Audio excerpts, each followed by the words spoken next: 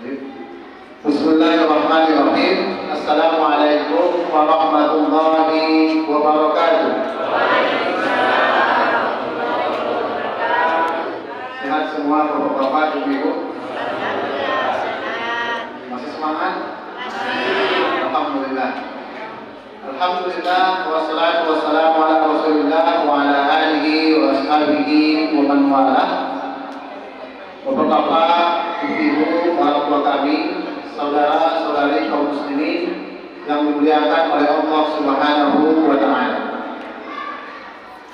Alhamdulillah, kita bersyukur kepada Allah Subhanahu wa taala masih memilih kita orang-orang yang terus istiqomah menjalankan puasa Ramadan dan juga menghidupkan malam Ramadan. Dan ini adalah nikmat yang sangat besar yang harus kita syukuri. Karena tidak semua Allah mudahkan ini, Pak. Jadi kita harus bersyukur kepada Allah Subhanahu wa taala. Semakin berjalan atau berlalu beberapa hari, kita masih diberikan semangat oleh Allah Subhanahu wa taala. Ini nikmat yang sangat besar. Baiklah bapak-bapak, ibu-ibu, kaum muslimin yang dimuliakan oleh Allah Subhanahu wa taala. Sebelum saya mulai, pertama saya minta maaf. Mungkin saya duduk di atas yang lebih tua. Saya mohon maaf Pak ya, karena di kampung kami sebetulnya seperti ini tidak boleh. Tapi karena mungkin ada direkam, jika berdiri akan merusak penampilan atau kualitas yang direkam seperti itu. Bapak-bapak, ibu-ibu, kaum muslimin yang dimuliakan oleh Allah Subhanahu wa taala. Hari ini saya akan membahas bagaimana cara mencetak generasi Islam. Sebelum kita bahas ini, menurut bapak-bapak, ibu-ibu, apa betul saat ini kita butuh mencetak atau sudah banyak yang generasi Rabbani atau makin kacau sekarang? Makin kacau atau makin bagus?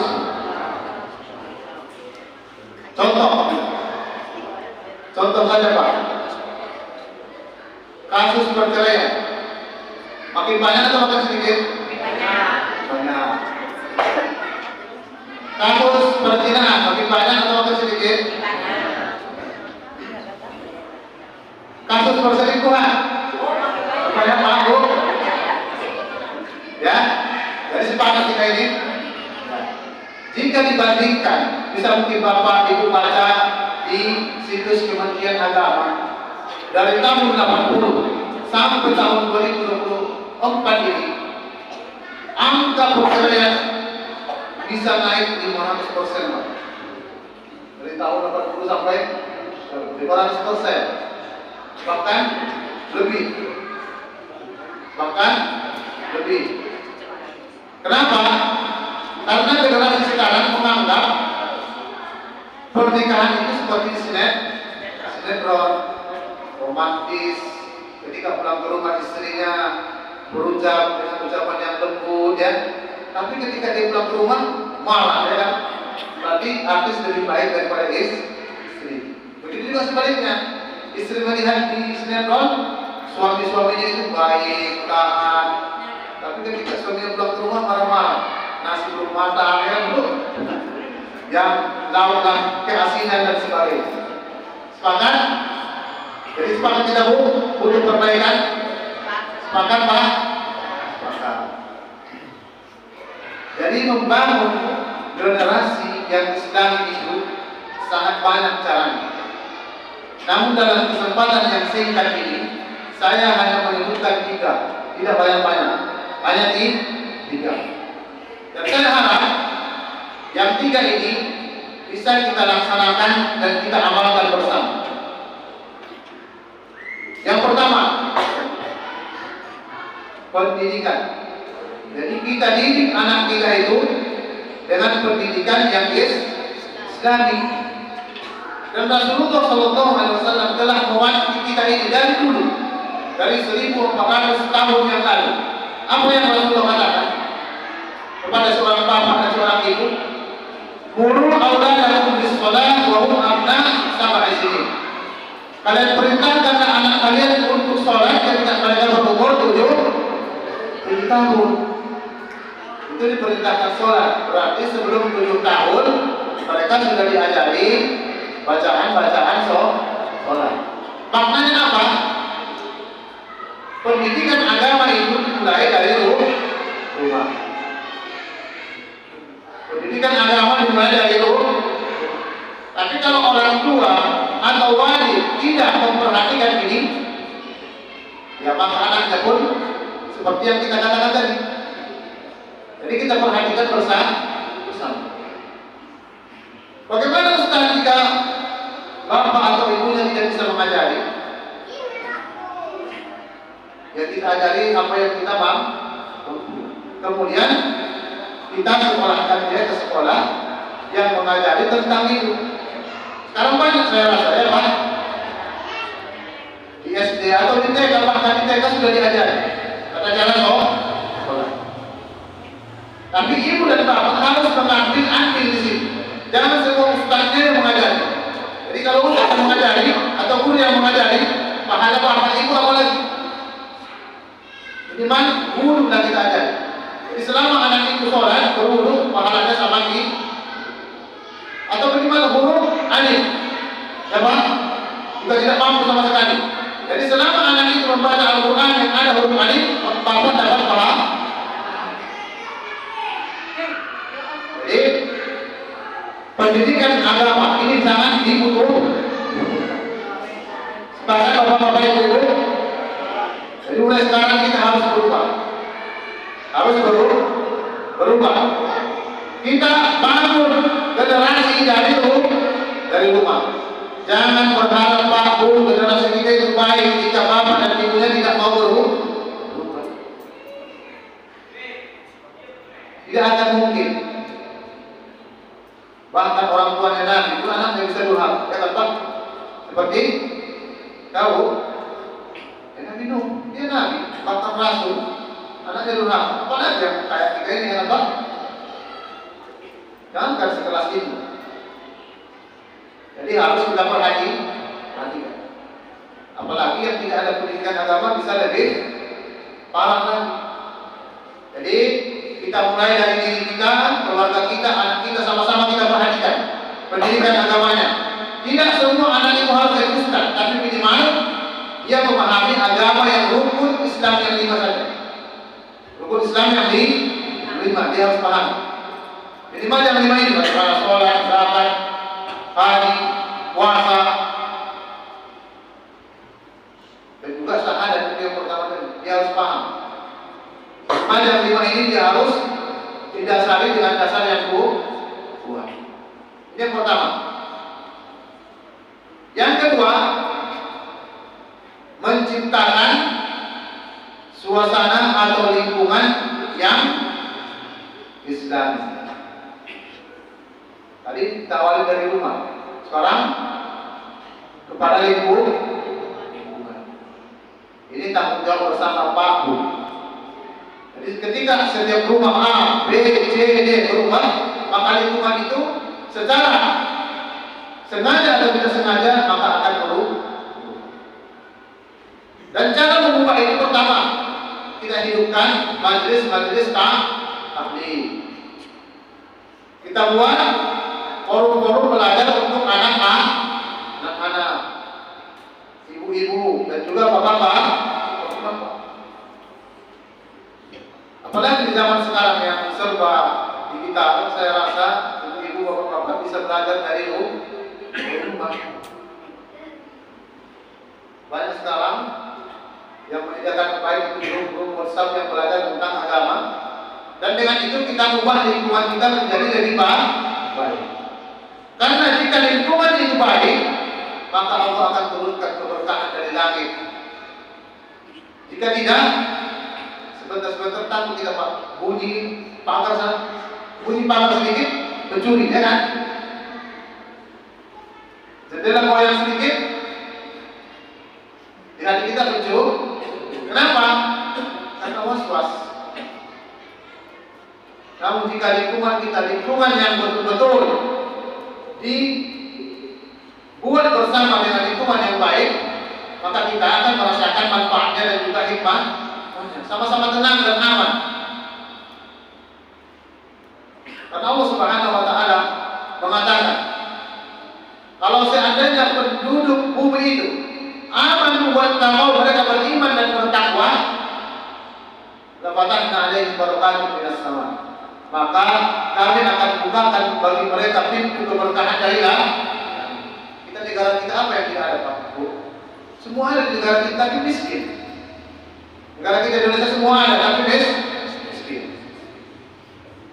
Apa kurangnya kita? Kurang ketakwaan saja kita, Pak. Kalau kita lihat negara Timur Tengah, bekerjanya malas, Pak. Orang yang paling malas bekerja, kalau kita rata-rata adalah orang Timur Tengah. Tapi ketika azan, semua sholat. Coba Pak lihat, kalau mereka bekerja, kalau bisa ngopi dulu. Ya, tapi ketika azan mereka sholat. Nggak ada sih kalau azan semua, nggak ada. Mereka sholat, padahal mereka padang pasir, tapi bisa kaya raya, Pak ya. Kita semua ada, minyak di tanah ada, bahkan di atas tanah pun ada minyak. Kalau pesawat ya Pak. Kalau mereka hanya dari tanah, kita bawa tanah, bukan hanya minyak semua, pertambangan semua ada, tapi kita tidak mampu. Apa yang kurang? Ketakwaan kita kepada Allah Subhanahu. Jadi kita harus ciptakan lingkungan yang bertakwa, lingkungan yang beriman. Bagaimana itu? Yang pertama tadi kita katakan, kita mulai dari rumah, kemudian dari lingkungan kita. Ini sama-sama bekerja sama. Kita bantu pemerintah menjaga keamanan dan juga kestabilan lingkungan kita bersama. Bagaimana itu? Dengan belajar ilmu agama dan juga menguatkan keimanan dan ketakwaan kita kepada Allah Subhanahu. Jelas Bapak Ibu? Yang pertama tadi pendidikan agama. Yang kedua, kita ciptakan lingkungan yang beragama. Kemudian yang ketiga, yang terakhir, semuanya ya, tapi kita tiga saja. Batasi pergaulan anak remaja kita. Kita batasi. Jangan sama semua orang kita bolehkan dia bergaul. Jika sama orang lain, alhamdulillah. Tapi jika tidak, maka bahaya. Maka ibu bapak lihatlah anak gadis bapak atau anak lajang bapak, sama-sama dia bergaul. Jika memang bapak takut dia bergaul dengan orang yang salah ke rumahnya, ajak teman-temannya ke rumah bapak bermain. Ajak ke rumah, sehingga anak itu merasa dia dibanggakan oleh orang tuanya, mau mengajak anak kawan-kawannya ke rumah. Jika di rumah kita bisa mengawasi apa yang mereka lakukan. Namun jika di rumah temannya bagaimana Pak? Kita tidak tahu. Maka harus kita batasi. Batasi pergaulan anak kita. Bukan berarti kita tidak membolehkan dia bergaul. Harus tetap bersosialisasi dan juga berinteraksi dengan orang lain. Namun dilihat orangnya, tidak semua. Tidak seorang pemabuk bahaya. Karena 1 menit saja kita lalai, bisa anak kita rusak. Bergaul sama pemabuk, dia ikut mabuk. Bergaul sama pengedar narkoba, ini lebih bahaya. Dia tidak punya modal, akan mencuri. Habis barang di rumah, barang orang lain. Seperti itu. Maka harus kita batasi. Mungkin ini yang dapat saya sampaikan. Mudah-mudahan apa yang kita sampaikan ini bermanfaat. Tadi saya mau bawa hadiah Pak, tapi ketinggalan ya. Tidak mengapa hadiahnya menyusul, boleh. Hadiahnya 3 kilo kurma untuk 3 orang ya. 3 kilo kurma untuk 3 orang. Saya awali dari bapak-bapak yang bisa menyebutkan 1 poin yang kita sebutkan dari itu tangan Pak. pertama saja. Yang pertama, ada dari Bapak. Silakan Pak.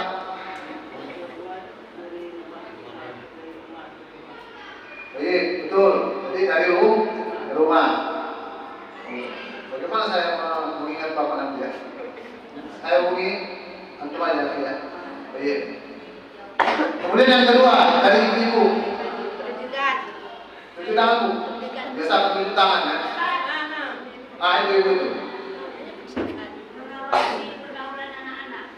Ya boleh melangkah sedikit. Yang ketiga nggak masalah ya. Kemudian dari ladang atau yang belum menikah, baik laki-laki atau perempuan. Yang ketiga, cuci tangan. Ada? Ada? Oh, silakan Pak. Baik, betul. Alhamdulillah. Mudah-mudahan yang tiga ini bisa bermanfaat untuk kita semua. Insya Allah, kalau tidak besok mungkin Jumat Pak ya. Saya kasih. Ya, karena besok ada kegiatan mungkin padat. Karena ada teman saya dari Arab menyumbang segadah untuk satu full masjid di pesantren Hidayah Nurul. Alhamdulillah. Alhamdulillah. Mudah-mudahan di masjid ini juga bisa kita kasih. Jika apa? Insya Allah. Ya. Saya dulu dengan alhamdulillah subhanallahi wa bihamdihi asyhadu an la ilaha illa anta astaghfiruka wa atubu ilaik. Assalamualaikum warahmatullahi wabarakatuh.